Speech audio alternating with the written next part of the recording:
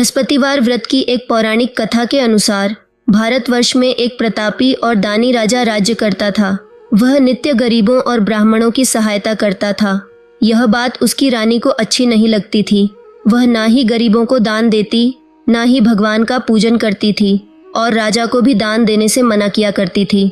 एक दिन राजा शिकार खेलने वन को गए हुए थे तो रानी महल में अकेली थी।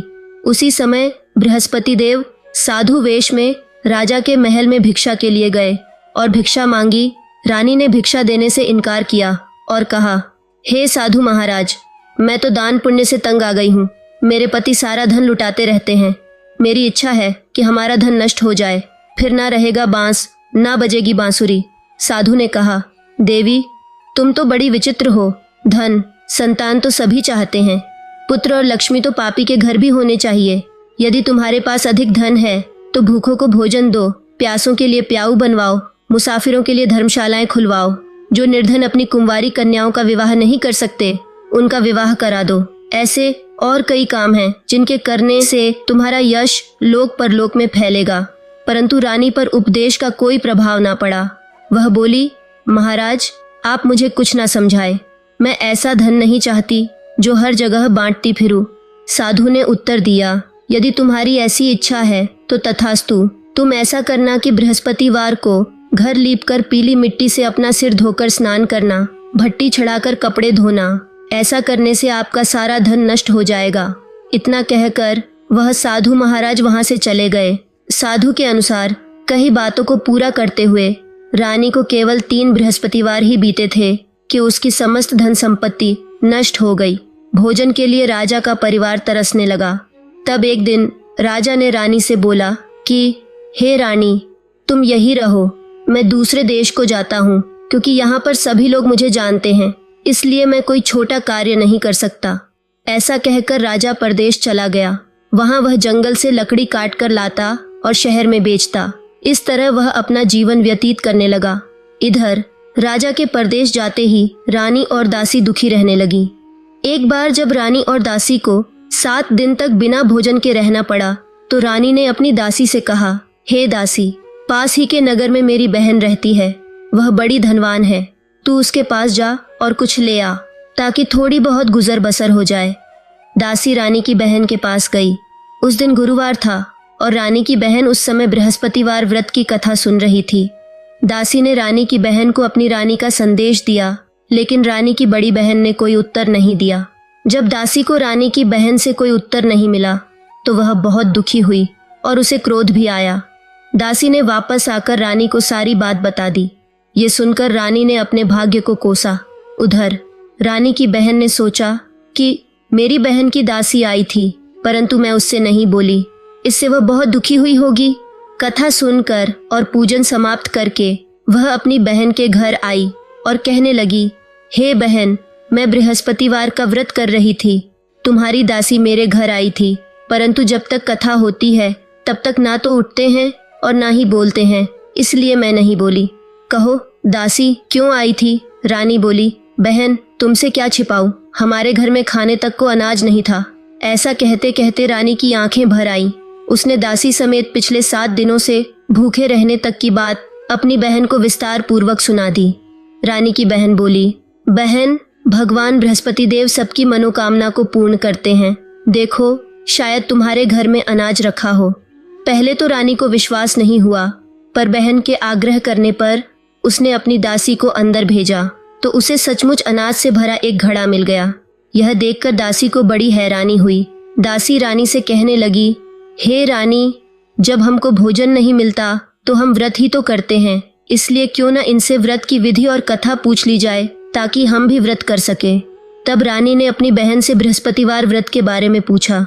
उसकी बहन ने बताया, बृहस्पतिवार के व्रत में चने की दाल, गुड़ और मुनक्का से विष्णु भगवान का केले की जड़ में पूजन करे तथा दीपक जलाए, व्रत कथा सुने और पीला भोजन ही करे। इससे बृहस्पति देव प्रसन्न होते हैं। व्रत और पूजन विधि बताकर रानी की बहन अपने घर को लौट गई। 7 दिन के बाद जब गुरुवार आया तो रानी और दासी ने व्रत रखा। अब व्रत करने के लिए चने की दाल और गुड़ कहाँ से आए? तब वह घुड़साल में जाकर चना और गुड़ लेकर आई। फिर उसे केले की जड़ तथा विष्णु भगवान का पूजन किया। अब पीला भोजन कहाँ से आए, इस बात को लेकर दोनों बहुत दुखी थे, क्योंकि उन्होंने व्रत रखा था। इसलिए बृहस्पति देव उनसे प्रसन्न थे और इसलिए वे एक साधारण व्यक्ति का रूप धारण कर 2 थालों में सुंदर पीला भोजन दासी को दे गए। भोजन पाकर दासी प्रसन्न हुई और फिर रानी के साथ मिलकर भोजन ग्रहण किया। उसके बाद वे सभी गुरुवार को व्रत और पूजन करने लगी। बृहस्पति भगवान की कृपा से उनके पास फिर से धन संपत्ति आ गई, परंतु रानी फिर से पहले की तरह आलस्य करने लगी। तब दासी बोली, देखो रानी, तुम पहले भी इस प्रकार आलस्य करती थी। तुम्हें धन रखने में कष्ट होता था, इस कारण सभी धन नष्ट हो गया, और अब जब भगवान बृहस्पति की कृपा से धन मिला है तो तुम्हें फिर से आलस्य होता है। रानी को समझाते हुए दासी कहती है कि बड़ी मुसीबतों के बाद हमने यह धन पाया है, इसलिए हमें दान पुण्य करना चाहिए, भूखे मनुष्यों को भोजन कराना चाहिए और धन को शुभ कार्यों में खर्च करना चाहिए, जिससे तुम्हारे कुल का यश बढ़ेगा, स्वर्ग की प्राप्ति होगी और पितृ प्रसन्न होंगे। दासी की बात मानकर रानी अपना धन शुभ कार्यों में खर्च करने लगी, जिससे पूरे नगर में उसका यश फैलने लगा। एक दिन रानी और दासी आपस में विचार करने लगी कि न जाने राजा किस दशा में होंगे, उनकी कोई खोज खबर भी नहीं है। तो उन्होंने श्रद्धा पूर्वक बृहस्पति भगवान से प्रार्थना की कि राजा जहाँ कहीं भी हो शीघ्र वापस आ जाए। उधर राजा परदेश में बहुत दुखी रहने लगा। वह प्रतिदिन जंगल से लकड़ी बीनकर लाता और उसे शहर में बेचकर अपने दुखी जीवन को बड़ी कठिनता से व्यतीत करता। एक दिन दुखी हो अपनी पुरानी बातों को याद करके वह रोने लगा और उदास हो गया। उसी समय राजा के पास बृहस्पति देव साधु के वेश में आकर बोले, हे लकड़हारे, तुम इस सुनसान जंगल में किस चिंता में बैठे हो, मुझे बतलाओ। यह सुन राजा के नेत्रों में आंसू भर आए। साधु की वंदना कर राजा ने अपनी संपूर्ण कहानी सुना दी। महात्मा दयालु होते हैं। वे राजा से बोले, हे राजा, तुम्हारी पत्नी ने बृहस्पति देव के प्रति अपराध किया था, जिसके कारण तुम्हारी यह दशा हुई। अब तुम किसी प्रकार की चिंता मत करो, भगवान तुम्हें पहले से भी अधिक धन देंगे। देखो, तुम्हारी पत्नी ने बृहस्पतिवार का व्रत प्रारंभ कर दिया है। अब तुम भी बृहस्पतिवार का व्रत करके चने की दाल और गुड़ जल के लोटे में डालकर केले की जड़ का पूजन करो, फिर कथा कहो या सुनो। भगवान तुम्हारी सब कामनाओं को पूर्ण करेंगे। साधु की बात सुनकर राजा बोला, हे प्रभु, लकड़ी बेचकर तो इतना पैसा भी नहीं बचता जिससे भोजन करने के उपरांत कुछ बचा सकूं। फिर मैं बृहस्पति देव की क्या कहानी कहूँ, यह भी मुझको मालूम नहीं है। साधु ने कहा, हे राजा, मन में बृहस्पति भगवान के पूजन व्रत का निश्चय करो, वे स्वयं तुम्हारे लिए कोई राह बना देंगे। बृहस्पतिवार के दिन तुम रोजाना की तरह लकड़ियां लेकर शहर में जाना। तुम्हें रोज से दुगना धन प्राप्त होगा, जिससे तुम भली भांति भोजन कर लोगे तथा बृहस्पति देव की पूजा का सामान भी आ जाएगा। जो तुमने बृहस्पतिवार की कहानी के बारे में पूछा है वह इस प्रकार है। प्राचीन काल में एक बहुत ही निर्धन ब्राह्मण था। उसके कोई संतान नहीं थी। वह नित्य पूजा पाठ करता और उसकी स्त्री ना स्नान करती और न किसी देवता का पूजन करती। वह बड़ी ही मलिन स्वभाव की थी। इस कारण वह ब्राह्मण बहुत दुखी रहता था। भगवान की कृपा से ब्राह्मण के यहाँ एक कन्या उत्पन्न हुई। कन्या बड़ी होने लगी। सुबह स्नान करके वह भगवान विष्णु का जप करती, बृहस्पतिवार का व्रत भी करने लगी। पूजा पाठ समाप्त कर पाठशाला जाती तो अपनी मुट्ठी में जौ भरकर ले जाती और पाठशाला जाने के मार्ग में डालती जाती। लौटते समय वही जौ स्वर्ण के हो जाते तो उनको बीनकर घर ले आती। एक दिन वह बालिका सूप में उन सोने के जौ को फटक कर साफ कर रही थी कि तभी उसकी माँ ने देख लिया और कहा, हे बेटी, सोने के जौ को फटकने के लिए सोने का सूप भी तो होना चाहिए। दूसरे दिन गुरुवार था। कन्या ने व्रत रखा और बृहस्पति देव से सोने का सूप देने की प्रार्थना की। बृहस्पति देव ने उसकी प्रार्थना स्वीकार कर ली। रोजाना की तरह वह कन्या जौ फैलाती हुई पाठशाला चली गई। पाठशाला से लौटकर जब वह जौ बीन रही थी तो बृहस्पति देव की कृपा से उसे सोने का सूप मिला। उसे वह घर ले आई और उसे जौ साफ करने लगी, परंतु उसकी माँ का वही ढंग रहा। एक दिन की बात है, कन्या सोने के सूप में जब जौ साफ कर रही थी उस समय उस नगर का राजकुमार वहां से निकला। कन्या के रूप को देखकर वह उस पर मोहित हो गया। राजमहल आकर वह भोजन तथा जल त्याग कर उदास होकर लेट गया। राजा को जब राजकुमार द्वारा अन्न जल त्यागने का समाचार पता चला तो अपने मंत्रियों के साथ वह अपने पुत्र के पास गया और कारण पूछा। तब राजकुमार ने सारी बात बताई और राजा को उस लड़की के घर का पता भी बता दिया। मंत्री उस लड़की के घर गया। मंत्री ने ब्राह्मण के समक्ष राजा की ओर से निवेदन किया। कुछ ही दिन बाद ब्राह्मण की कन्या का विवाह राजकुमार के साथ संपन्न हो गया। कन्या के घर से जाते ही ब्राह्मण के घर में पहले की भांति गरीबी का निवास हो गया। एक दिन दुखी होकर ब्राह्मण अपनी पुत्री से मिलने गए। बेटी ने पिता की अवस्था को देखा और अपनी माँ का समाचार पूछा।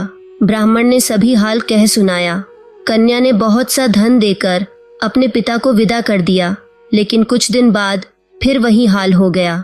ब्राह्मण फिर अपनी कन्या के यहाँ गया और सभी हाल कहा तो पुत्री बोली, हे पिताजी, आप माताजी को यहाँ ले आओ।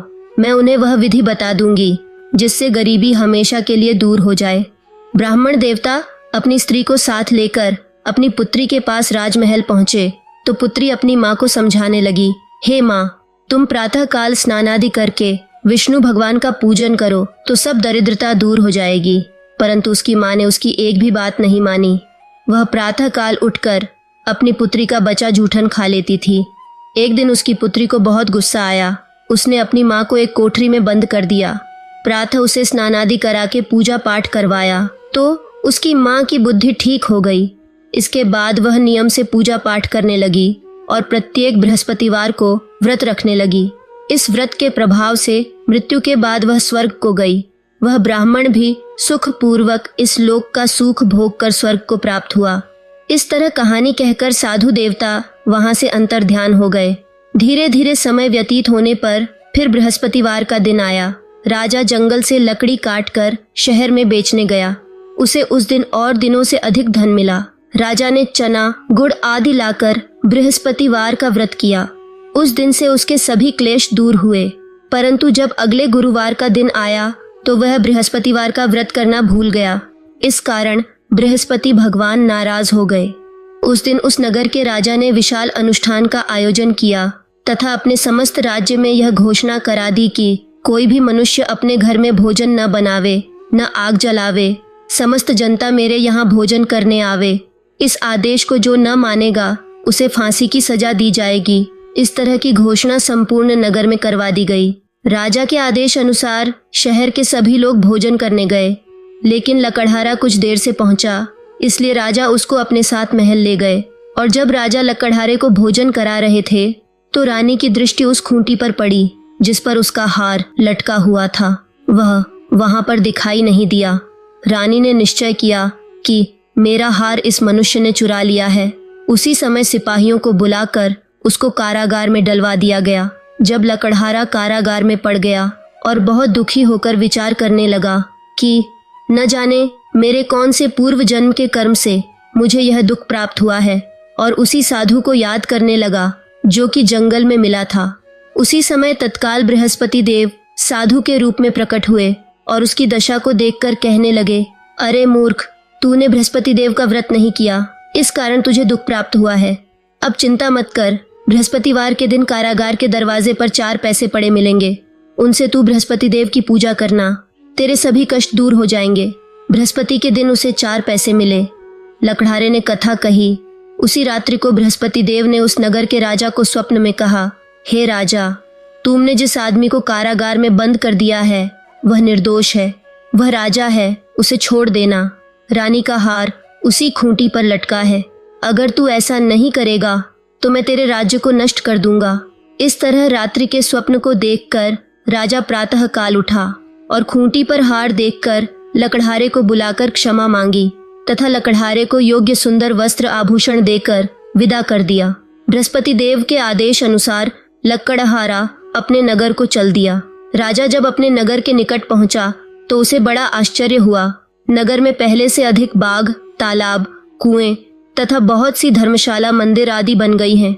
राजा ने पूछा, यह किसका बाग और धर्मशाला है? तब नगर के सब लोग कहने लगे, यह सब रानी और दासी के हैं। तो राजा को आश्चर्य हुआ और गुस्सा भी आया कि उसकी अनुपस्थिति में रानी के पास धन कहाँ से आया होगा। जब रानी ने यह खबर सुनी कि राजा आ रहे हैं तो उसने अपनी दासी से कहा कि हे दासी, देख राजा हमको कितनी बुरी हालत में छोड़ गए थे। हमारी ऐसी हालत देखकर वह लौट न जाए, इसलिए तू दरवाजे पर खड़ी हो जा। आदेश अनुसार दासी दरवाजे पर खड़ी हो गई। राजा आए तो उन्हें अपने साथ ले आई। तब राजा ने क्रोध करके अपनी रानी से पूछा कि यह धन तुम्हें कैसे प्राप्त हुआ है? तब रानी ने कहा, हमें यह सब धन बृहस्पति देव व्रत के प्रभाव से प्राप्त हुआ है। तब राजा ने निश्चय किया कि 7 रोज बाद तो सभी बृहस्पति देव का पूजन करते हैं, परंतु मैं प्रतिदिन दिन में 3 बार कहानी तथा रोज व्रत किया करूंगा। अब हर समय राजा के दुपट्टे में चने की दाल बंधी रहती तथा वह दिन में 3 बार कहानी कहता। एक रोज राजा ने विचार किया कि चलो अपनी बहन के यहाँ हो आए। इस तरह निश्चय कर राजा घोड़े पर सवार हो अपनी बहन के यहाँ को चलने लगा। मार्ग में उसने देखा कि कुछ आदमी एक मुर्दे को लिए जा रहे हैं। उन्हें रोककर राजा कहने लगा, अरे भाइयों, मेरी बृहस्पति देव की कथा सुन लो। वे बोले, लो, हमारा तो आदमी मर गया है, इसको अपनी कथा की पड़ी है। परंतु कुछ आदमी बोले, अच्छा कहो, हम तुम्हारी कथा भी सुनेंगे। राजा ने दाल निकाली और कथा कहने लगा।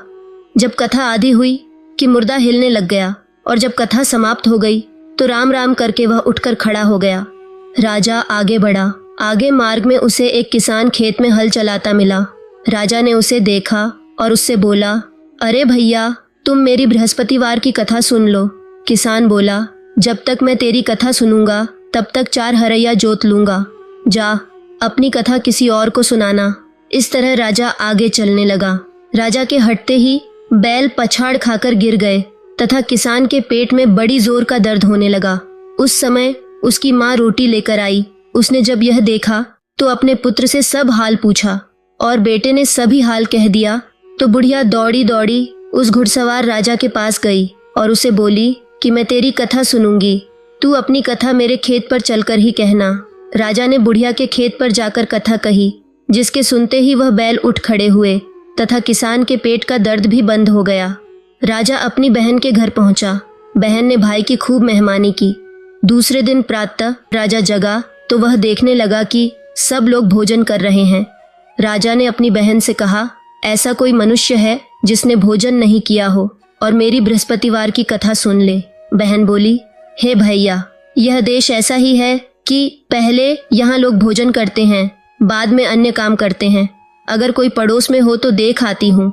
वह ऐसा कहकर देखने चली गई, परंतु उसे कोई ऐसा व्यक्ति नहीं मिला जिसने भोजन न किया हो। फिर वह एक कुम्हार के घर गई जिसका लड़का बीमार था। उसे मालूम हुआ कि उनके यहाँ 3 रोज से किसी ने भोजन नहीं किया है। रानी ने अपने भाई की कथा सुनने के लिए कुम्हार से कहा। वह तैयार हो गया। राजा ने जाकर बृहस्पतिवार की कथा कही, जिसको सुनकर उसका लड़का ठीक हो गया। अब तो राजा की प्रशंसा होने लगी। एक रोज राजा ने अपनी बहन से कहा कि हे बहन, हम अपने घर को जाएंगे, तुम भी तैयार हो जाओ। राजा की बहन ने अपनी सास से कहा। सास ने कहा, हाँ चली जा, परंतु अपने बच्चों को मत ले जाना, क्योंकि तेरे भाई को कोई संतान नहीं है। बहन ने अपने भाई से कहा, हे भैया, मैं तो चलूंगी, पर कोई बालक नहीं जाएगा, क्योंकि सासू माँ की अनुमति नहीं है।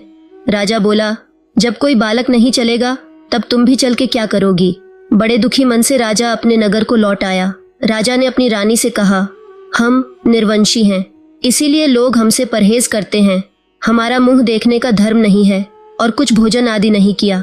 रानी बोली, हे प्रभु, बृहस्पति देव ने हमें सब कुछ दिया है, वह हमें औलाद अवश्य देंगे। उसी रात को बृहस्पति देव ने राजा से स्वप्न में कहा, हे राजा, उठ, सभी सोच त्याग दे, तेरी रानी गर्भ से है। राजा की यह बात सुनकर सभी को बड़ी खुशी हुई। ठीक 9वें महीने में रानी के गर्भ से एक सुंदर पुत्र पैदा हुआ। तब राजा बोला, हे रानी, स्त्री बिना भोजन के रह सकती है, पर बिना कहे नहीं रह सकती। जब मेरी बहन आए तो तुम उससे कुछ कहना मत।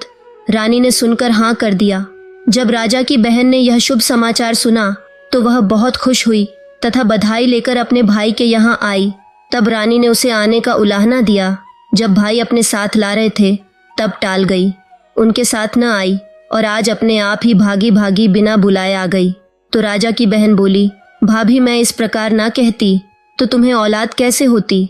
जो भक्तिपूर्वक बृहस्पतिवार का व्रत करता है एवं कथा पढ़ता है, अथवा सुनता है और दूसरों को सुनाता है तो बृहस्पति देव उसकी सभी मनोकामनाएं पूर्ण करते हैं और उनकी सदैव रक्षा करते हैं। अनजाने में भी बृहस्पति देव की उपेक्षा न करे, ऐसा करने से सुख शांति नष्ट हो जाती है। सबको कथा सुनने के बाद प्रसाद लेकर जाना चाहिए तथा हृदय से उनका मनन करते हुए जयकारा बोलना चाहिए। बोले बृहस्पति देव की जय।